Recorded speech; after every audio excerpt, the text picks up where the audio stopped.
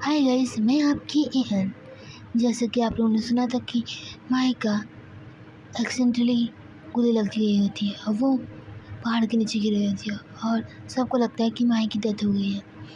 ऐसा क्या हुआ कि सिद्धार्थ माही से नफरत करने लगा और उसके पापा से वो चिढ़ने लगा। देखते हैं हम इस पार्ट में। तो जैसे कि हमने सुना था कि माही गिर गई है, तो अब इस तरह पूरे 15 दिन हो जाते हैं बीते हुए। तो एक फ़ोन आता है माही के पापा को। तो माही पापा फ़ोन उठाते हैं तो कहते हैं हेलो कौन। तो कहते हैं वहाँ से फ़ोन उठाया है तो एक आदमी बोलता है हेलो, मैं माही के पापा से बात कर रहा हूँ।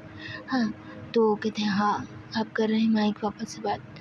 वो हमें बताना था कि माही यहाँ पे हॉस्पिटल में एडमिट है, आप उन्हें आके मिलिए। तो माही वो बहुत खुश होते हैं। वो अपने घर में तुरंत अपने बड़े भाई और उसको कॉल करके बताते हैं। तो वो लोग सब निकल आते हैं घर से निकलने के बाद सब कार में बैठने के बाद वो लोग निकल जाते हैं माही से मिलने के लिए। हम यहाँ पे जो माही थी वो हॉस्पिटल में एडमिट थी।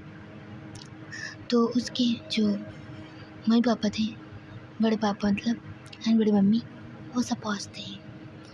लेकिन माही के पापा की हिम्मत नहीं हो रही थी अपनी बेटी को देखने की उस हालत में। तो कहते भैया आप मिल लीजिए, मैं उससे बाद में मिलूँगा।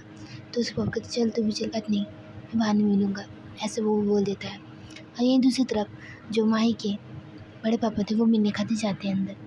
तो माही उन्हें थोड़ा बहुत नहीं पहचान रही होती। कहते ये डॉक्टर, ये कौन है। हाँ, तो उसके पापा बड़े पापा थोड़े शौक होते और साथ में बड़ी मम्मी शौक होती है उनकी। क्योंकि माही ऐसा रिएक्ट कर रही होती कि वो उन लोगों को जानती ही नहीं है। तभी डॉक्टर बताते कि इनकी सर से बगल से गोली से निकल जाने की वजह से इनका काफ़ी ब्लड लॉस हो चुका है, इसलिए इनको कुछ भी बीता हुआ कल इनको नहीं याद है। और हाँ, इस तो आप लोग इनको याद कराने की कोशिश भी मत कीजिएगा क्योंकि अभी बहुत वीक है और इनकी तबीयत ठीक नहीं है।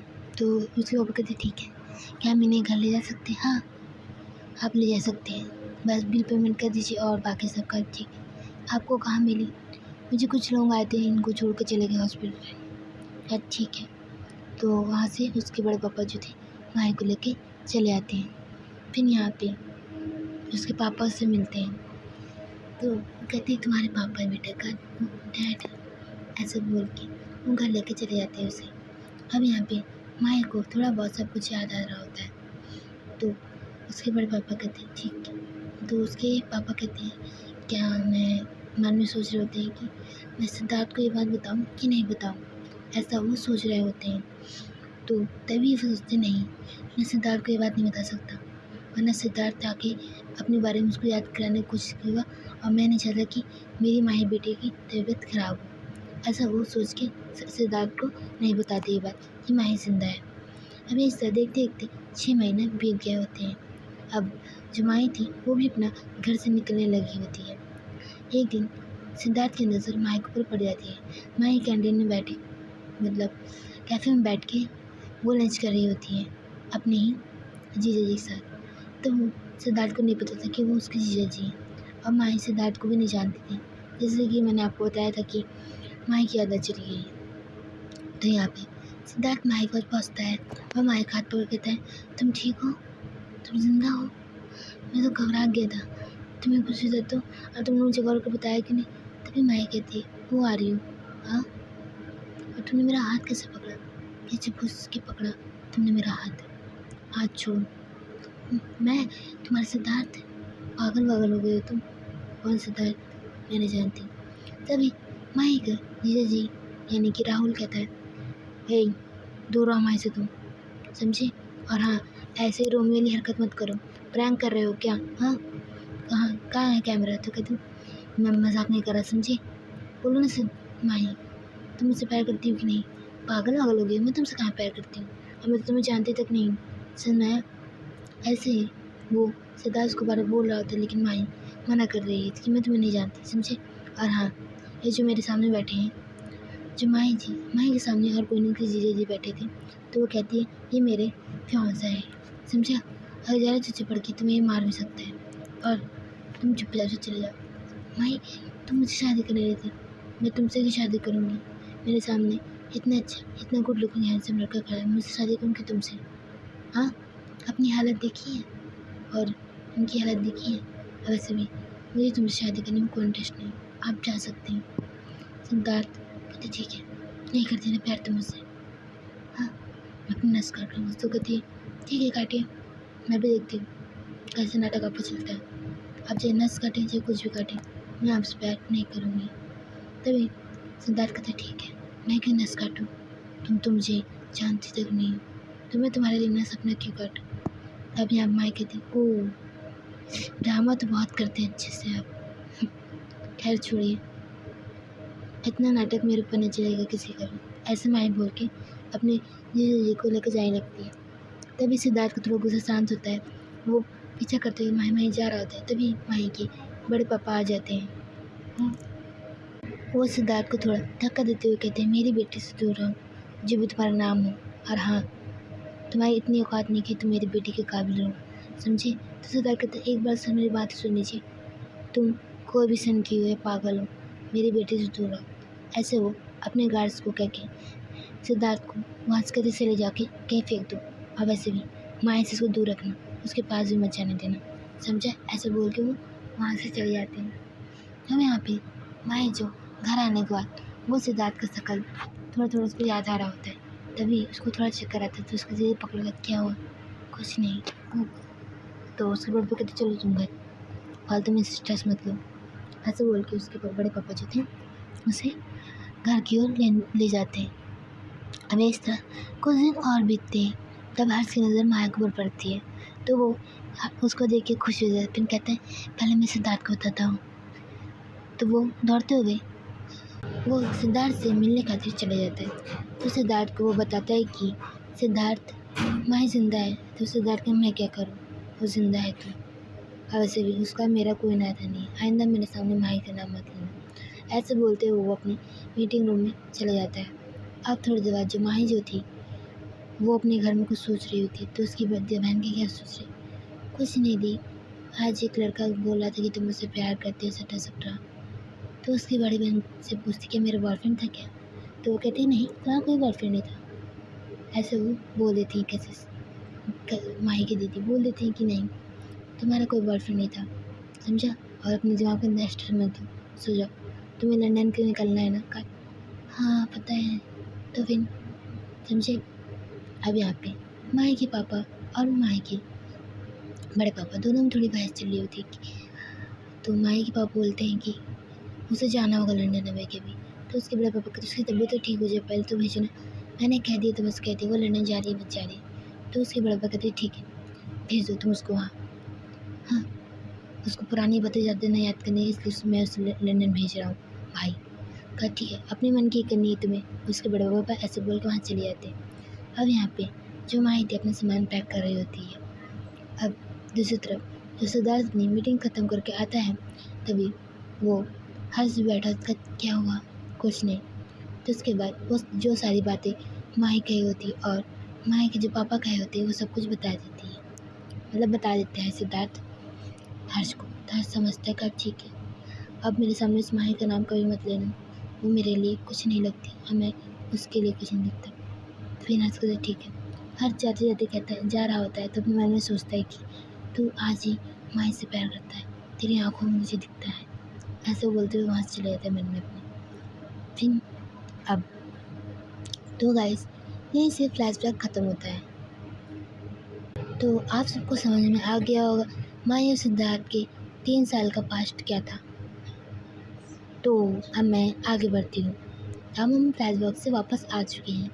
सिद्धार्थ जैसे कि अपने बेड में लेटा हुआ था, वो माही से मिला हुआ था और मिल के आया होता है, और माही से बहुत गुस्सा था।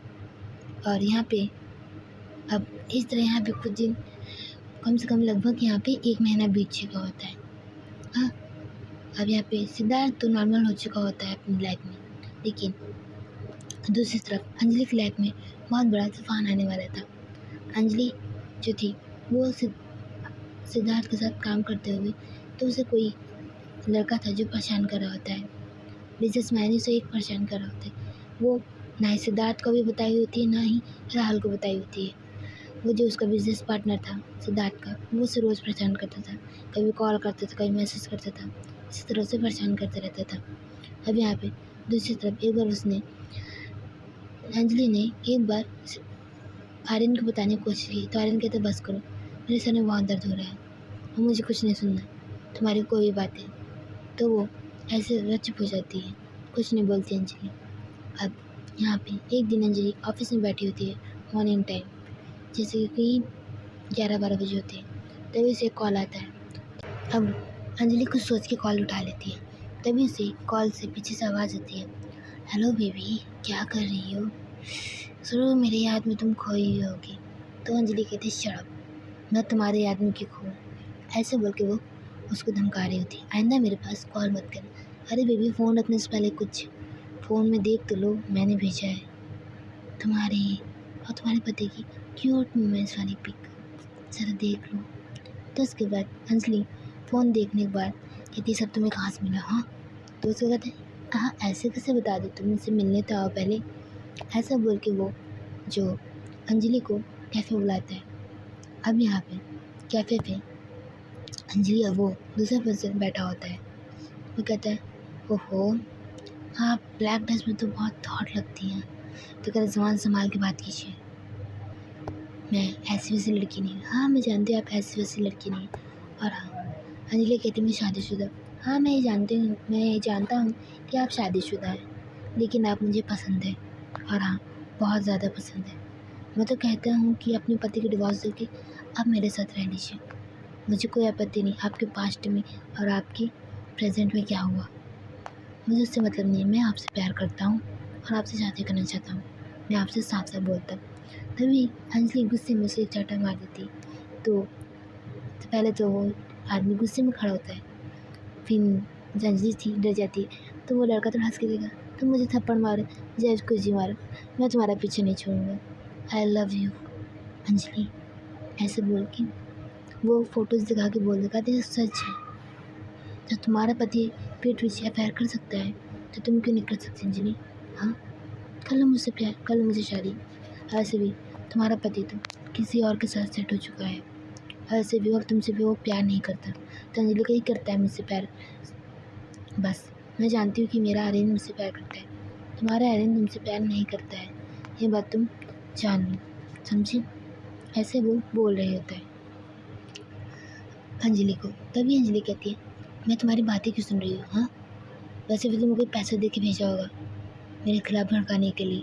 वो हेलो, मैं किसी की घूस नहीं खाता हूँ, मैं इतना खुद कमाता हूँ कि मैं खुद किसी को घूस दे सकता हूँ, समझे? और अंजलि, मैं तुमसे प्यार करता हूँ और तुम्हारे अलावा कभी किसी को नहीं चाहूँगा, बोल के जा रहा हूँ तुम्हें। बस तुम्हें मैं 3 दिन का मोहलत दे रहा हूँ, 3 दिन में अपने पति को डिवोर्स दो, मेरे पास आओ, समझी? ऐसे धमकी देके वो वहाँ से चला जाता है। अब इस तरह अंजलि जो थी अपने घर की ओर चली जाती है। फिर घर पे वो कुछ सोच रही होती है। हाँ, तो उसकी सासू माँ कहेगी बेटा बाहर पे आप क्या गेट पे क्यों खड़ी है, अंदर आइए। तो कहती है हाँ मम्मी जी। अब यहाँ पे सिद्धार्थ की बड़ी मम्मी पूछती क्या हुआ? कहा नथिंग माँ, ऐसे कोई बात नहीं। अब यहाँ पे अंजलि अपने रूम में चली जाती है। रूम में जाने के बाद थोड़ा फ्रेश होती है, फ्रेश होने के बाद वो बैठती है। बैठने के बाद अपने सर पे हाथ रखते हुए वो सब फ़ोटो देख रही होती है जो आर्यन की किसी और लड़के के साथ वो काफ़ी क्लोज बैठा होता है। तो फिर वो कुछ और फ़ोटो देखती है जो रात को वो अननोन पर्सन ने भेजा होता है अंजलि को। वो फ़ोटो कुछ ज़्यादा ही करीब थी, जैसे कि बेडरूम में दोनों जन साथ में लेटे हुए सेल्फी ले रहे होते हैं, एक दूसरे को किस लेते हुए ले रहे होते हैं। सेल्फी ली हुई फ़ोटो आती है उसके पास। तो यहाँ पे वो रहते हैं, अंजलि अपने सर पे हाथ रख के सोच रही थी कुछ ज़्यादा ही, उसके दिमाग में कुछ नहीं चला था, उसका सिर्फ रोने का मन कर रहा था। तभी उसके पास एक और वीडियो आती है, तो वो सुनती है कि जो हर्ष था, सॉरी गाइस, जो आर्यन था, वो बोल रहा होता है मैं बहुत जल्द उसको डिवोर्स दे दूँगा अंजलि को, मेरा उससे मन भर गया, तुम पे आ गया है, तो तुम्हारा मन मुझसे भर जाएगा। मुझे दूसरी लड़की तो वैसे बोलती है कि तुम्हारा मन भर जाएगा मुझसे, तुम मुझे छोड़ सकते नहीं, तो तुम मेरे सच्चा प्यार हो और मैं तुम्हें कभी नहीं छोड़ सकती, समझी? आई लव यू, ऐसे बोलता है आर्यन उस लड़की को। अभी यहाँ पे अंजलि को गुस्सा आता है, वो अपना फ़ोन पटकने जा रही है, तभी वो कहती है नहीं ये मेरे पास सबूत है। ऐसा बोल के वो फ़ोन रख देती है। फिर उसके बाद थोड़ी देर लेट जाती है। अब यहाँ पे उसको खाने के लिए बुलाया जाता है, तो कहती है अंजलि की सासू माँ आती, कहती बेटा खाना खा लो। कहा नहीं माँ, आज मेरा खाने खाने का मन नहीं है। तो कहा ठीक है बेटा आप रेस्ट कीजिए। कहा ऐसे बोल के वो चली जाती है। तभी उसकी बड़ी माँ पूछती है कि क्या हुआ, अंजलि क्यों नहीं आई? उसका मन नहीं है आज। तो कहा ठीक है कोई बात नहीं। अब यहाँ पर दूसरी तरफ अंजलि इंतज़ार कर रही होती है आर्यन को और कॉल कर रही होती है, लेकिन आर्यन अपना कॉल नहीं उठा रहा होता। इसी तरह कुछ घंटे बीत जाते हैं, जैसे कि रात के 12 या 1 बज रहे होते हैं। तभी वहाँ पास खिड़की के पास वो खड़ी होती है अंजलि। तभी उसको वहाँ पास से आर्यन आते हुए दिख जाता है। तो कहेगी ये यहाँ क्या कर रहा है? हाँ मेरी लड़की कौन है जिसको ड्रॉप करने आई हूँ? ऐसे बोल के वो रूम में आ जाती है। तो यहाँ पे वो आर्यन जैसे थोड़ा रूम आते आ रहा होता है। तभी यहाँ पे अंजलि पूछती कहाँ गए थे? ऑफिस के काम से गया था मैं। ऑफिस के काम से? कौन सा ऑफिस जो रात के 1 बजे तक खुला रहता है? तुम मेरे पर शक कर रही हो? हाँ कर रही हूँ। कर नहीं रही हूँ, तुम्हारा अफेयर चल रहा है। ऐसे करके दोनों बहस कर रहे होते हैं। तभी यहाँ पे बड़ी मम्मी और उसके कमरे तक आवाज़ आ जाती है। तो वो लोग उठ के आने लगती है यहाँ पास। और दूसरी तरफ सिद्धार्थ अपने घर में नहीं था, तो इसलिए उसके पास आवाज़ नहीं पहुँचती। दूसरी तरफ जो अंजलि और लड़ाई कर रहे थे, तभी तो अंजलि बोलती है तुम मेरे से ऐसे कैसे कर सकते हो? हाँ मैं तुमसे प्यार करती हूँ। तो यहाँ गाइस आर्यन बोलता है कि मैं तुमसे प्यार अब नहीं करता, मेरा मन भर गया तुमसे, और हाँ मैं तुमसे डिवोर्स चाहता हूँ। तुम पागल हो, हमारे शादी को अभी 1 महीना भी नहीं हुआ ढंग से। हाँ तुमसे डिवोर्स चाहते हो? हाँ मैं तुमसे डिवोर्स चाहता हूँ, क्योंकि मुझ में तुम्हें कोई इंटरेस्ट नहीं रहा। तुम्हारे कोई भी बॉडी पार्ट मुझे पसंद नहीं। ऐसे बोलता है। तभी अंजलि खींच के एक चाटा मारती है उसको। तो तभी आर्यन को गुस्सा आ जाता है। वो कहते हैं तुमने मेरे पर हाथ उठाया? हाँ आर्यन को आज तक किसी ने नहीं मारा। ऐसे बोल के वो अंजलि के ऊपर हाथ उठाने जा रहा होता है। तभी उसकी बड़ी माँ आर्यन का हाथ पकड़ रही थी और बोलती खबरदार जो बहू के ऊपर हाथ भी उठाया तुम। हाँ इसने मेरे ऊपर हाथ उठाया, अगर बहू ने हाथ उठा भी दिया तो कौन सी बड़ी बात होगी? हाँ और पीछे हटो, हाथ में से मार करूँगा, हाथ पीछे हटो। ऐसे करके वो मारने जा रहा था अंजलि, तभी इसकी बड़ी माँ एक चटा मार के उसको पीछे कर देती है। तो भी वहाँ पे ऐसे आवाज़ सुनते हुए आर्यन के बड़े पापा और पापा आ जाते हैं। तभी वो बोलते हैं क्या हो रहा है यहाँ पास? हाँ तो उसकी माँ कहती है कि सुनिए जी वो बहू के ऊपर हाथ उठा रहा था। तभी कैजुअली वो बोलते हैं उसके पापा आर्यन के तो क्या हुआ, मियाँ बीवी की बात है, चलो तुम सब यहाँ से। तभी पीछे से उसकी बड़ी में बोलती है मियाँ बीवी की बात तब तक रहती है जब वो बहस कर रहे हों, हाथ उठाने लगे तो मियाँ बीवी की बात नहीं होती। अब वैसे भी एक बार और मारा है अंजलि को चाटा, मैंने देखा था अपनी आँखों से। और हाँ मेरे यहाँ वायलेंस नहीं होता है, ये बात आप समझ लो। तुम देखिए भाभी मेरे यहाँ तो होता है, मैं करता हूँ उसके साथ और मेरा बेटा भी करेगा। तभी उसके बड़े बाबू बोलते हैं ज़रा ज़बान ना चले छूटे, ये मेरा घर है और मेरे घर में वायलेंस बिल्कुल नहीं पसंद मुझे। और हाँ यहाँ पे बहू बेटियों पे हाथ नहीं उठाया था बिना गलती पे किसी के ऊपर।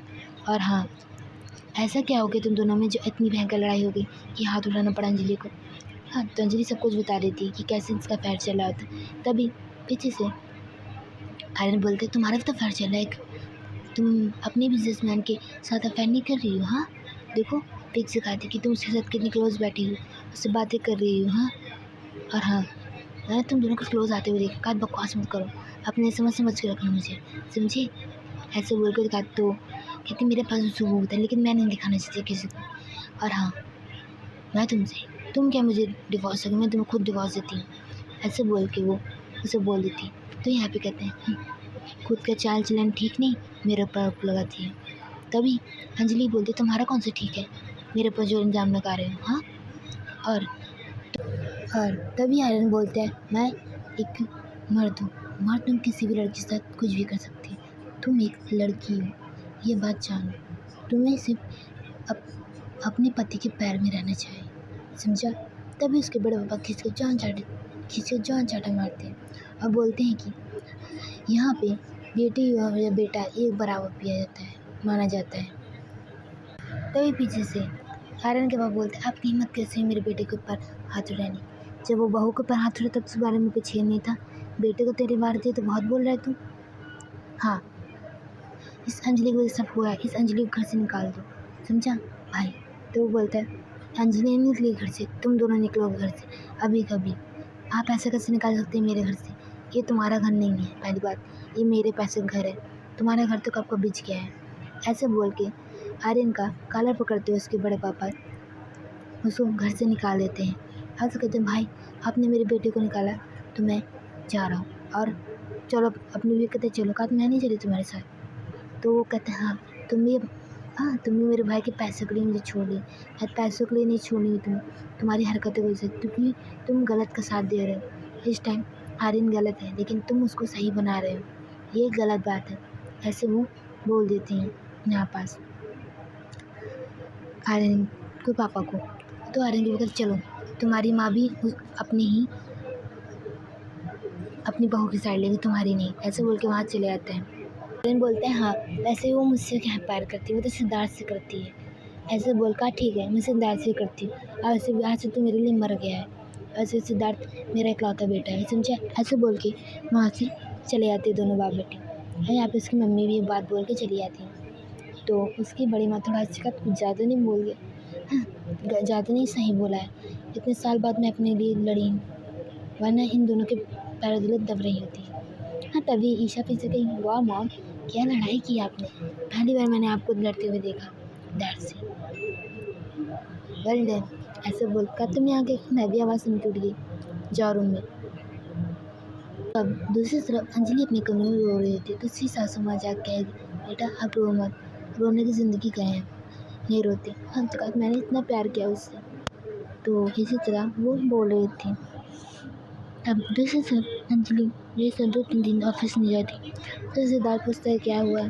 तभी उसकी माँ ताना मारती है सिद्धार्थ को कि घर में रहोगे तब पता चलेगा ना कि घर में क्या हो रहा है, घर में क्या हो रहा है। हाँ तुम्हें तो घर से मतलब है नहीं, ऑफिस से थोड़ा पब से 5-10 मिनट के या 1 घंटे के लिए सोने के लिए आते हो बस। तो कहती माँ ताने बारे में मान लेना, पहले बताइए क्या हुआ है। तो सिद्धार्थ की माँ सिद्धार्थ को सब कुछ बताती कि ऐसी बात है। तो वो सिद्धार्थ कहते हैं ठीक है अंजलि तुम्हें डिवोर्स फाइल करनी चाहिए, और ऐसे भी ऐसे इंसान के साथ नहीं रहना चाहिए जो तुम्हें चीट करे। ऐसा बोल के वहाँ से वो कहता है मैं वकील को कॉल कर दूँगा, वो घर आके सब कुछ तुमसे करके, और हाँ तुम्हें मुकदमा भी करना हो तो कर सकते हो। तो कहती मुझे मुकदमा नहीं करना। अंजलि ऐसा बोल के वो अपने रूम में चली जाती है।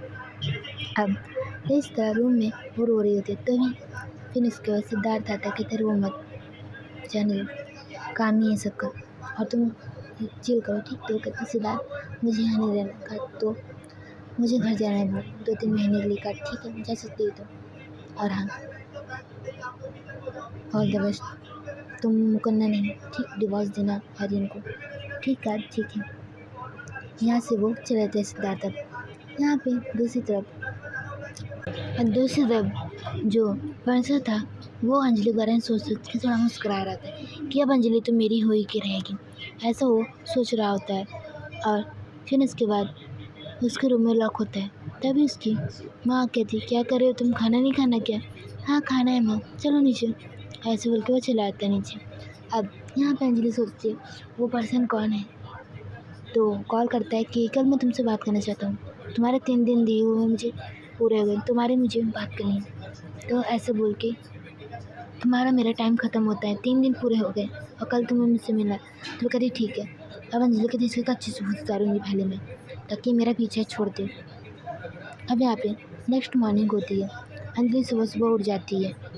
अंजलि अपने घर से निकल जाती है। अब देखेंगे हम कल की वीडियो में कि क्या अंजलि उस इंसान को भगा पाएगी कि नहीं, कि वो उसकी लाइफ में आ जाएगा। देखते रहें और बने रहें मेरे साथ। मैं आपकी एन।